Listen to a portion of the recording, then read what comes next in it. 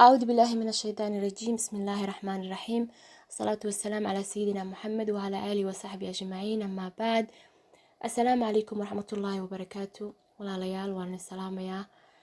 سلامة إسلامك يا نقول سلام يا حلو والبقية وقت كستيني انتهي كسر هذا موضوع مانتا أو عنوان كيسو يحي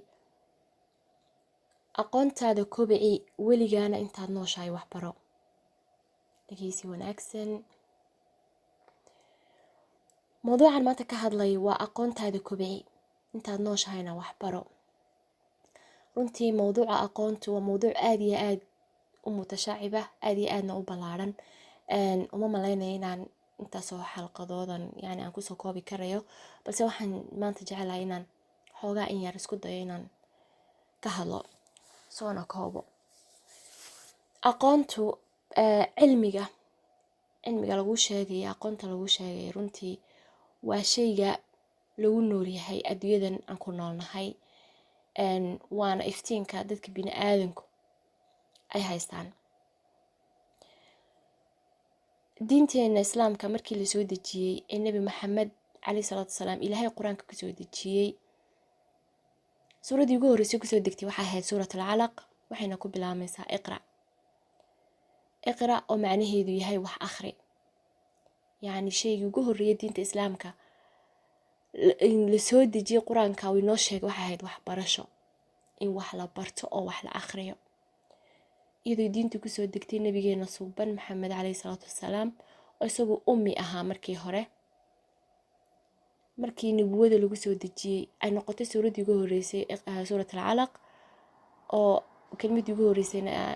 يدع وجوهر ريسي يكون بلامس وإقرأ. taasi waxay ku tusinaysaa muhiimadda aadka u weyn ee diinta islaamku ay siisay waxbarashada iyo muhiimadda ay leedahay. intaasoo suuradood buu ilaahayna kaga hadlayaa cilmiga iyo sida dadka cilmiga aqoonta leh ilaahay ugu dhow yihiin. dadka aqoonta leh cilmiga leh mar walba cilmiga yani culamaha noqdaan ama qofka yani cilmi uun haysta mar walba waa qof yani حق إلهي أقدر وقف كان كلا إيه أنا وحبة جريني because إلهي وحو كل هي كتاب كيسة بعد أعوذ بالله من الشيطان الرجيم. قل هل يستوي الذين يعلمون والذين لا يعلمون. اسكم ميد ما نقنيان كوا وحبرت إيه وحجرنا يكوا أنا وحجرينين حق إلهي حتى اسكم ميد ما نقنيان مركا ومهم آدي أي مهم وتهاي أن علومته كلا دوان إيه الدنيا ذي نجرتنا run ahaantii quraankeenu soo koobayba oo isaga ayaa wax walba soo koobo kasoo hadlay jiritaanka bini aadanka maalintii yani ilaahay uu khalqay abuuray nabi aadan laga soo bilaabo ilaa maanta ilaa iyo inta kad inaga dambaysa wax walba kitaabka quraanka uu soo koobay, cilmi oo dhan buu soo koobay. waata ku kaliftay dad badan oo cadaana oo saynis yahana inay maalin walba muslimaan markay ogaadeen in ay diinta islaamku tahay taxaqa ee culumtan maalin walba la iktishafayo oo quraanku uga horeeyay intaasoo sanadood ka hor uga horeeyay. marka taasi waa mid kale oo yani aad iyo aad u muhiim ah oo inaan ogaano ay tahay. runtii kitaabka quraanka run ahaantii wax badan oo cilmi badan baa ku duugan oo qofka hadduu si tadabbur la uu akhristo una fahmo macnihiisa inaad kitaabka quraanka xataa aad akhrididun سلس ما سمعنا سنة يعني أما أدنى قتيد القرآن كنا الحافظين لكن إن المعنى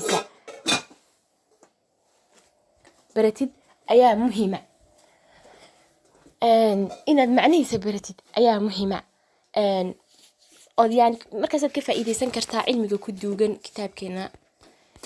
قرآن كعام هذا بوح برشدو ما إنا إسكول للتجو أو جامعة لجبحة aqoontu ma intaas ay ku kooban tahay maya. aqoontu intaa kuma koobna yani ilmaha in la baro intuu yar yahay inuu wax barto ilaa heer jaamacadeed ilaa heer uu ka gaaro xataa aqoonta meel sare inta aan kuma koobnaanayso. laakiin aqoontu waa mid joogta ah weeyaan oo qofka bini aadanka isagu oo aqoon kala duwan mar walba uu baranayo cilmi kala duwan. waxyaabaha base-ka u ah ama aqoonta qofka bini aadanka inuu kobciyo base-ka u ahna waxaa kamid ah inuu la barto sida wax loo akhriyo. إنه هدي أن صومالين هاي من هي بلشة وح أخردا رونا هانتي بلشة وحنا هاي كنا القيل وقال لكن ما هب من هن بلشة وأنت وح أخردا علومتك الدون ogaanaysa manihin iskumana taxallujino runtii laakiin in la baro oo bulsho wax akhrida la noqdo wallaahi muhiim weeyaan oo ilmaha lagu barbaariyo wadanadan ku noolnahay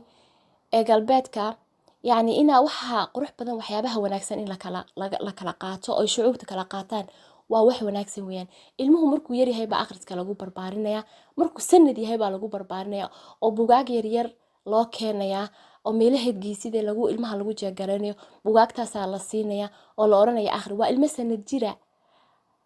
markuu sanad noqdo xataa markuu intuu ka yar yahay ba ilmaha la baraya soo wax loo akhriyo loo keenaya bugaag ilmuhu markuu nursery-ga tagana reading book wax la yiraahdo iska leeyahay chart baa la soo raacinaya waalidku waa inuu soo akhriyo maalin walba waa inuu comment-kiisa ku soo qoro sida ilmuhuna uu akhristay muxuu ka faa'iiday qisada comment-kii waalidkana waa ina meesha laga arko ilmuhu markuu primary dhaafo secondary galana waaba must ba iyo kaliixeen markuu de key stage 2 ga noqdo ilmaha wuxuu ku qasban yahay mar walba inuu library-ga intuu tago oo wigi book soo qaato oo wiga cisho oo wiga ku xigana soo qaato ilmuhu haduu taas sameyn waayana waa la khasiriyaa in markiisa ayaa laga jarayaa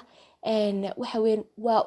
library-ga ina ubadku ay tagaan oo bugaag akhristaan oo soo qaataan waa maado kamid ah maadooyinka loo dhigo dadkan way ku soo barbaareen yar iyo weyn kitaab bay book bay saa u wada haystaan ay ku fooraraan subaxii markay saa u kacaan dadku markay shaqo tageen waxay sameeyaan journalka si qaadanayaan journalkaas newska adduunka caalamka akhrisanayaan qof walba jeebkiisa book ishadiisa wuxuu kala soo baxayaa book intuu baska la socdo in tareenka ku jiro bookgaas lagu wada fooraraa waa kullu dadka cadaanka oo hadda u fiirsatid bookgaas qof walba akhrisanaya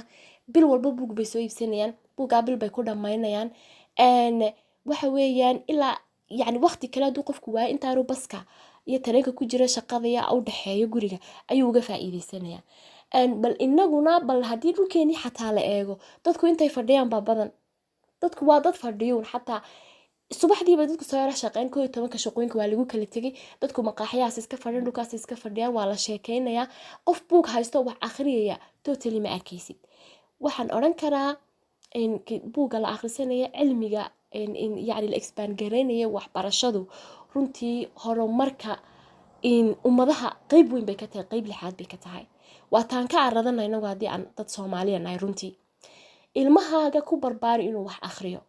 ilmahaaga markuu yar yahay ku barbaari inuu wax akhriyo la fariiso wada akhrista waxaad samaysateen xiisadad wax akhrisateen oo table-ka wada fariista hadii ilmuhu ku arko waalid wax akhriyo inaad tahay isaguna uu jeclaan inuu wax akhriyo laakiin hadii uu ku arko waalid telefoon ku fooraray inaad tahay isaguna telefoon buu ku fooraray waxa weyn road models baan caruurteena u nahay inagu inaan yani aan noqono dad in soo saarno yani maadaama dadkii hore adayna jirin laakiin inagu dadka maanta joogaan ay noqdaan dad soo saara jiilal wax akhriya oo cilmigoodu isbandin yahay oo adduunkan wax ka bedela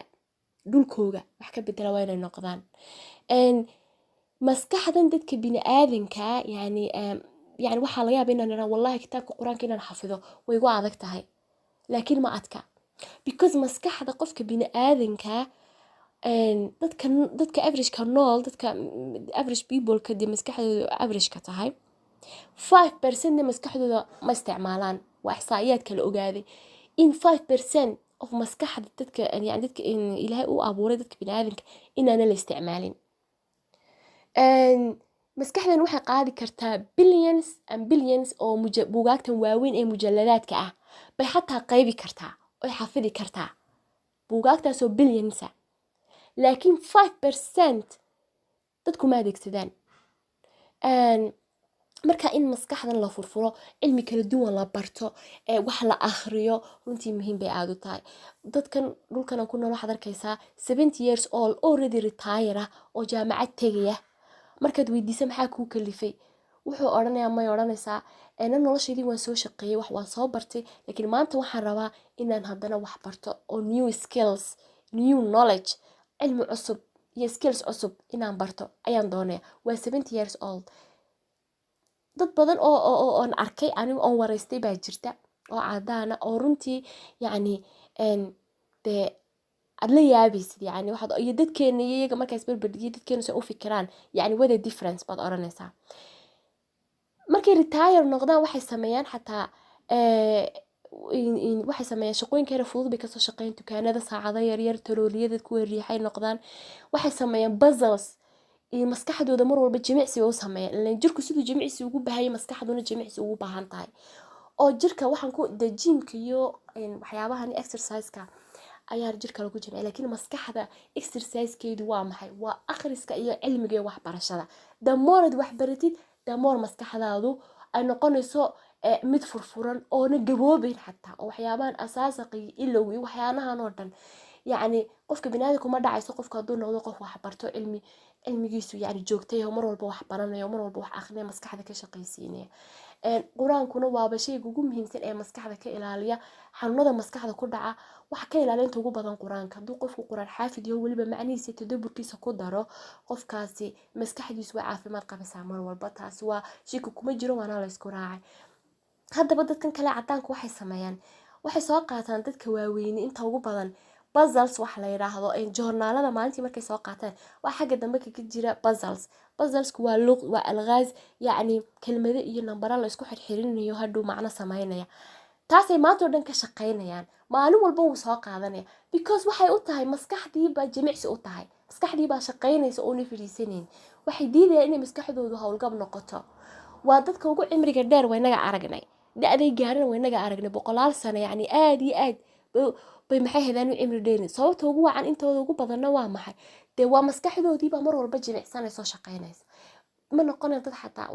yacni inta badan dhibaato ay maskaxda xagga maskaxdii soo gaadho dadka waxbarashada ee dee noloshooda haysta ee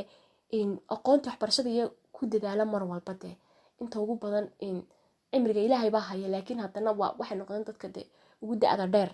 Soomaaliya haddaan nahay inagu average dadka ku dhintaan waa 60 badi dadka waa naadir dadka dhaafay laakiin inta ugu badan dadku 60 boy ku dhintaanba ama dhowr iyo 50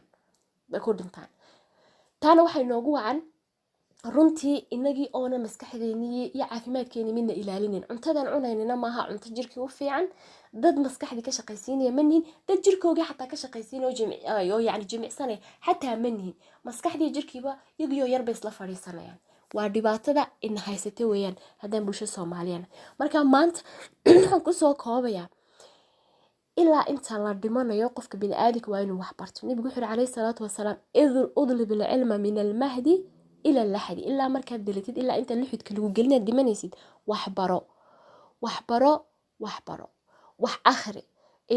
cilmiguna inuu mid kooban oo noqon yacni just waxaan iskuul kusoo bartay iyo maaha iyo waxaan jaamacad kusoo bartay cilmigu expanding ha noqdo cilmi kasta baro oo maxay haydaanay isku day intaan nooshahay inaad cilmi kala duwan baratid dadka qaar baa ku oranaya maano intan la eg baan wax baran karaa waan weynaaday kol haddaan markaan yaraa wax baran waayo maanta waxba ma baran karo laakiin waxbarashadu waqti ma laha taa qof walba waa inuu ogaado adoo weyn ayaad wax baran kartad weliba jaamacada kasoo bixi kartaa waxaa jirta dad yacni iyagoo waaweyn xataa high school intay qaateen yacni iyagoo almost 70 iyo something ah ayaa waxaa jira wadanada qaarkood dad intay high schoolkii fadhiisteen maxay wax GCSE-gii fadhiisteen shahaadadoodii xilligaa ku qaato weliba jaamacad sii galaya marka waxa weeyaan waxbarashadu waqti ma laha qofku inuuna maskaxdiisa ka dhaadhicinin aan waxba ma baran karo xilli kasta wax waad baran kartaa anytime baad wax baran kartaa iskuulada dhulkeenina waxaan yacni aad iyo aad u fiican oo in la dhiirigeliyo qurux badan in carruurta iskuulka loo dhigayo yacni loo sameeyo musaabaqaad ama competitionno general knowledge ah oo for example aanu imika dhulkeen dhigan jiray carabtii waxaa jirtay iskuulka musaabaqaad general knowledge la oran jiray oo yacni macluumaad caama ah oo yacni ardayda iskuulada ay geli jireen oo waxa weeyaan ardayda ugu firfircoon ay geli jireen oo markaa dee kulbu iskuul oo qaadi jiray oo